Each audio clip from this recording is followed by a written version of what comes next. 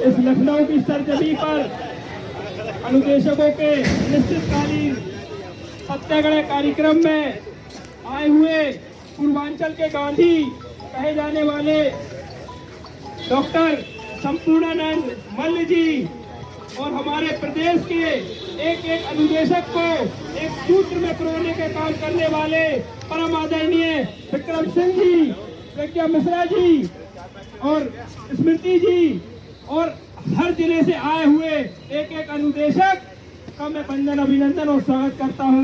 मैं धन्यवाद देता हूं पुलिस कर्मचारियों का भी जो हम लोगों के सहयोग कर रहे हैं और कल से बैठे हुए हैं।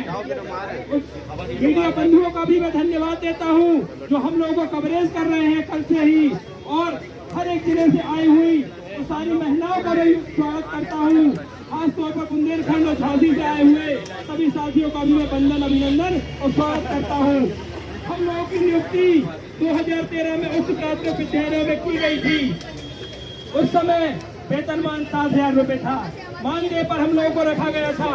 लेकिन 2020 में जब नई शिक्षा नीति आती है तो नई शिक्षा नीति में हमारे विषय को अनिवार्य विषय माना जाता है, हमारे पद को निरंतर चलने वाला पद माना जाता है।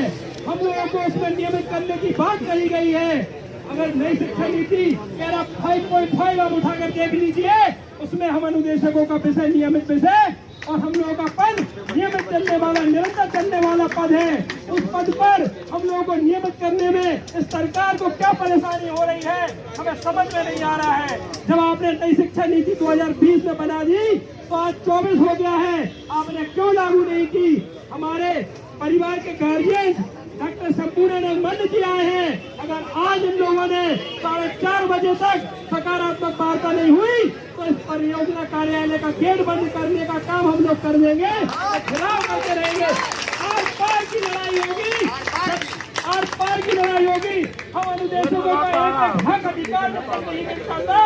महिलाओं को प्रसूति अधिकार, महिलाओं को प्रसूति अवकाश जब तक नहीं मिल जाता, पूरी सीएल हम लोगों को नहीं मिल जाती, सीसीएल हम लोगों को नहीं मिल जाता, हम लोग यहाँ से हटने वाले नहीं हैं। एक एक अनुदेशक यहाँ से हटेगा नहीं तब तक एक एक अनुदेशक को नियमित नहीं कर दिया जाएगा, उसी के पद पर नियमित नहीं कर दिया जाएगा। आप बता दीजिए, अनुदेशक या इस देश का कोई भी कर्मचारी क्या कोई राशन की दुकान पे उसको सामान अलग अलग भाव में मिलता है? आप बता दीजिए। ठीक है, अनुदेशक जब हम लोग किसी टीवी चैनल को या किसी भी न्यूज चैनल को या किसी भी टीवी को हम देखते हैं तो उसका हम पूरे महीने का रिचार्ज कराते हैं। उसमें ये भले ही हम टीवी चलाएं या ना चलाएं, पैसा हमसे पूरा लिया जाता है। इसी तरह से जब हम लोगों से काम पूरा लेते हैं आप, तो ये बता दीजिए कि 11 महीने हम आपकी नौकरी करेंगे तो 1 महीने हम कहाँ नौकरी करने जाएंगे? कौन हमें वेतन देगा? ये बता दीजिए।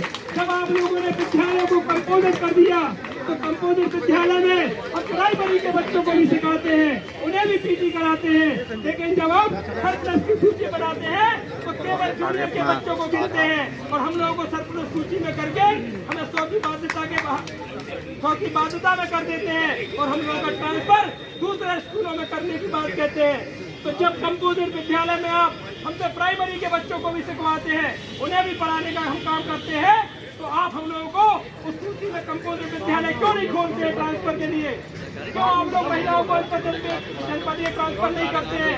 जब महिलाएं 2013 में जब ज्वाइन हुई थी तब उनकी काम सारे लेंगे 2009 में देखे टुल्लू लगा खून पिए, ससुराल किसी दूसरी जगह है, उनका मायका किसी दूसरी जगह है, लोग देख के जानकारी नहीं करते नौकरी होगी, तो उनका पारिवारिक जीवन खराब हो रहा है। बात का आपको दिख नहीं रहा है, महिलाओं के आंसू आपको नहीं दिख रहे हैं। परिवार को चलाने के लिए अनुदेशक अपना स्कूल का काम करने के बाद मजदूरी करता है, कोई फल बेचता है, कोई रात में टैक्सी चला रहा है। इस तरह की हालात इस देश के शिक्षक के हो गए हैं। इस शिक्षकों का दुर्भाग्य नहीं, इस देश और इस प्रदेश का दुर्भाग्य है। इस देश के प्रधानमंत्री और मुख्यमंत्री का दुर्भाग्य है। जिनका परिवार नहीं है तो कम से कम आप परिवार की पीड़ा तो समझिए, परिवार का दर्द समझिए।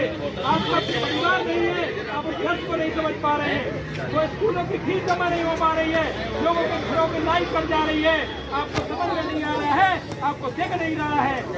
मैं आप सभी से ये निवेदन करता हूँ, ये आह्वान करता हूँ, आप अपने अपने जिले में जो लखनऊ के पास के जिले हैं